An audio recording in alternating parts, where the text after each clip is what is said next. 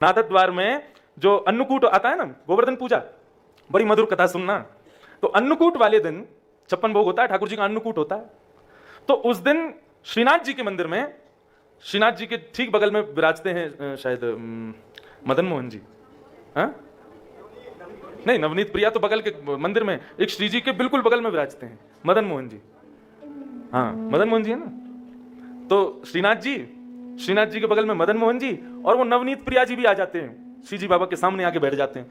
और तो और ये जितनी भी निधियां हैं वल्लभाचार्य जी की, जहां जहां विराज रही हैं, अब तो नहीं आती हैं, लेकिन ऐसा भाव था कि अन्नकूट वाले दिन सारी निधियां पधारती थी, मथुरा से जाती थी, कोटा से, सूरत से, जहां जहां स्वरूप विराज रहे हैं वल्लभाचार्य जी के पुत्रों को दिए गए जो सेवित स्वरूप थे, वो सब आते हैं। और सबका एक संग अन्नकूट होता है, एक साथ सारे ठाकुर जी विराजते हैं, बीच में श्रीनाथ जी विराजते हैं, और सबके सामने अन्नकूट एक संग लगता है। मतलब एक प्रकार से आज की थोड़ी सी साधारण भाषा में कह दूं तो ठाकुर जी की दावत होती है। हाँ, एक संग दावत पंगत होती है।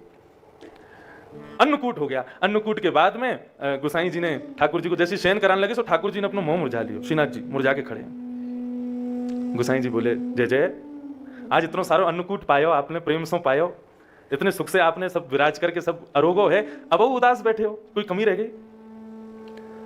श्रीनाथ जी बोले, मेरो पेट ना है भरो। क्यों? अरे अन्नकूट में चावल को पहाड़ कितनों बनाया जाए? बोले जब तक ठाकुर जी की नाभि नहीं ढक जाए, इतने ऊंचे ऊंचे तो चावलन के पहाड़ लगाए जाए सामने। 56 भोगन में ठाकुर जी ढक जाए, इतनों 56 भोग अन्नकूट रखो जाए सामने, तब आपको पेट नहीं भरो? लाल जी बोले, ना है वो या हमारे ना है भरो, वो इतने सारे बैठे ना संग में, तो मुंह को आरोग्य में संकोच है रो, मुंह को खावे में यो लग रहा, बगल वालों यो नहीं सोचे कि देख कितनों खा रहा है। ये नवनीत प्रिया, मदन मोहन, विठल नाथ, ये जितने पधारे, इन सब के मुंह को संकोच भयो, या हमारे मैंने आज प्रेम से नहीं पायो, अभी मेरो मन ना है भरो। गोसाई जी बोले, तो आज्ञा करो। बोले, एक और अन्नकूट करो, लेकिन अकेले मेरो करो, मैं अकेलो पाऊंगा। बोले, जय जय, आपको जब भोग लगा का है तो अटारी पर चढ़ के नगाड़े बजें, सेनाई बजें, भोग लगते ही सबन को पता चल जाएगी कि तुम पा रहे हो, और जैसे ही पता चली तुम पा रहे हो तो सब आ जाएंगे, नवनीत प्रिया दौड़ेगो, या तो विठल नाथ आवेगो, मदन मोहन, सब आ जाएंगे।